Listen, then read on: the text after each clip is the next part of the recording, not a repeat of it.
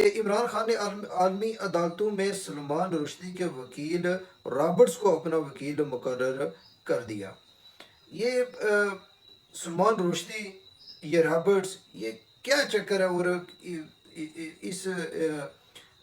جو ہیں یہ جو وکیل مقرر کیے ہیں تحریک انصاف نے اپنے کیس کے لیے، تو یہ رابرٹس کا تو ٹھیک ہے، لیکن اس کو سلمان رشدی کے ساتھ کیوں جوڑا جا رہا ہے اور کیا چکر ہے؟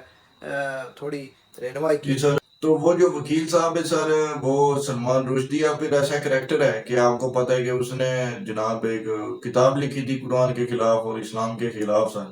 اس پہ پھر کیسز ہوئے تھے، مسلمانوں نے اس کے خلاف کیس کیے تھے کہ اس نے ہمارے مذہب کی توہین کی ہے، جو کہ دنیا کا دوسرا بڑا مذہب ہے، اور اس کتاب کو بین ہونا چاہیے، مگر وہ نہیں ہوئی۔ اور اس مقدمے میں سر جو وکیل صاحب تھے وہ یہی صاحب تھے جو عمران خان صاحب کے وکیل بنے۔ آپ ان کا نام گوگل سرچ کر کے دیکھ لیجیے۔ آپ اگر کوئی بندہ ادھر چوری کر دینا تو جب اس کو وکیل کرنا پڑے گا سر، تو وہ اس وکیل کو نہیں کرے گا کہ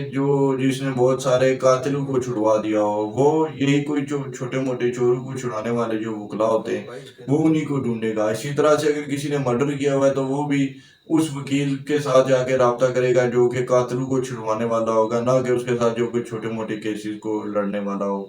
تو عمران خان صاحب نے سر وہی پروفیشنل وکیل جی ہائر کیا ہے، تو اسے بھی یہ بات ثابت ہوتی ہے کہ عمران خان صاحب کا کریکٹر کیا ہے، اور وہ وکیل صاحب کیسے لوگوں کے کیسز لینے میں جناب نام رکھتے ہیں، وہ بھی اس میں کلیئر ہو جاتی ہے۔ پیپلز پارٹی کا عام انتخابات میں نون لیگ سمیت کسی جماعت سے اتحاد نہ کرنے کا اعلان۔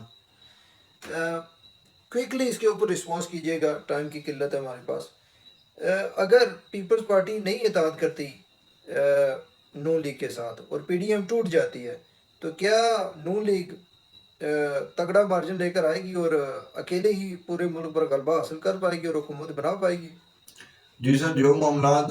نواز شریف اور اسٹیبلشمنٹ کے درمیان کافی عرصے سے لٹکے ہوئے تھے وہ یہی تھے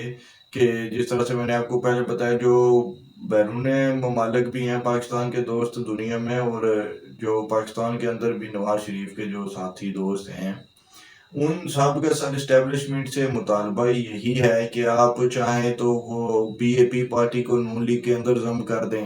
اور چاہیں تو پنجاب سے کوئی ایک دو پارٹیاں ان کے اندر ضم کر دیں، لیکن جس طرح سے پہلے اتحادی حکومتیں بنتی رہی نا 2013 میں یا 2018 میں جو حکومتیں بنی ہیں، تو آپ کو پتہ ہے کہ وہ گٹھ جوڑ ہوتا تھا 10-12 پارٹیوں کا۔ تو نون لیگ بھی یہ نہیں چاہتی جی کہ آپ اس طرح سے معاملات چلیں، تو نون لیگ کا یہ مطالبہ ہے کہ انہیں 2/3 اکثریت ملنی چاہیے،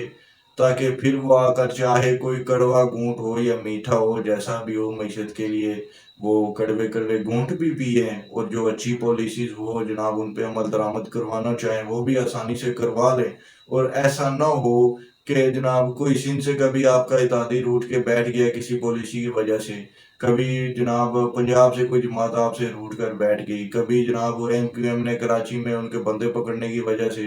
آپ سے ناراضگی کر دی، تو اس طرح سے نہ تو امن و امان قائم ہو سکتا ہے، اور نہ ہی جناب کوئی معاشی طور پر کوئی سخت فیصلے لیے جا سکتے ہیں۔ تو اس لیے یہ بہت ضروری ہے کہ جو بھی جماعت اقتدار کو سنبھالے تو اس کو پھر 2/3 اکثریت ملنی چاہیے، تاکہ وہ جو بڑے بڑے فیصلے ہیں وہ بھی کر سکیں۔ بہت شکریہ جی